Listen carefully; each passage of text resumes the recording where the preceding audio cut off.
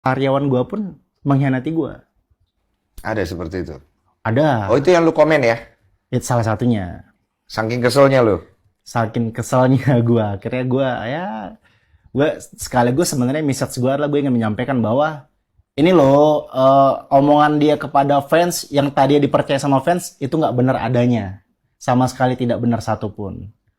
Bahkan orang ini pun bermasalah terhadap kasus yang lain gitu. Oh, dia punya masalah lain. Dia punya masalah lain. Nah, tapi apa yang orang tangkap dari komentar lu tetap negatif kan? Iya kan? Di bawah Betul, tuh orang-orang pada komen. Betul. Di capture sama Lambe Tapi Tura. itu gitu. hanya segelintir. Hanya segelintir orang yang tidak benar-benar tahu gue. Tapi itu nggak masalah. Itu kan mereka punya persepsi sendiri, punya penilaian sendiri. Tapi satu yang pasti, tapi banyak juga yang ternyata baru tahu loh fans gue. Karena kan gue jaga itu sebenarnya fans gue.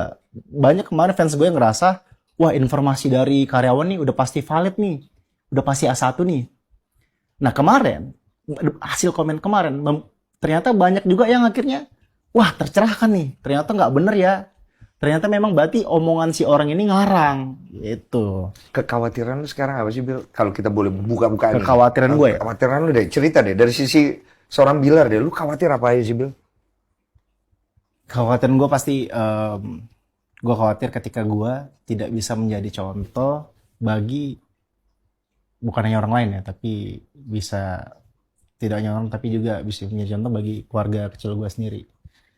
Itu satu. Itu satu. Ya, gue khawatir kalau untuk materi justru itu sesuatu yang tidak gue khawatirkan sebenarnya. Kenapa?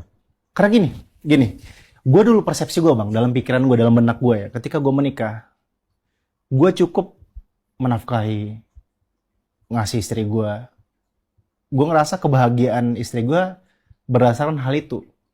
Ternyata persepsi setelah kasus ini, persepsi gue salah.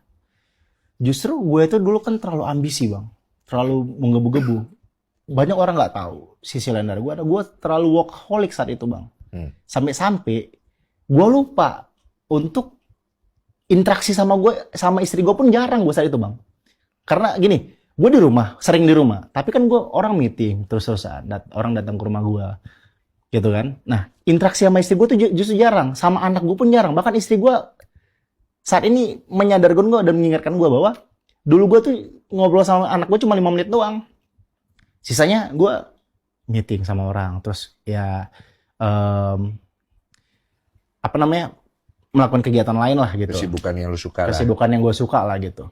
Iya. Dan ini gue sadar bahwa, wah ternyata Lesti tolak ukur kebahagiaannya bukan dari bagaimana gue selalu ngasih dia hadiah. Love language-nya bukan pemberian, tapi love language-nya adalah perhatian, sentuhan kasih sayang. Oh, itu yang lu nggak sadari dulu ya? Itu yang gue nggak sadarin, dan ternyata dia bahkan hidup sederhana pun dia cukup bahagia gitu. Yang penting ada gue di sisinya.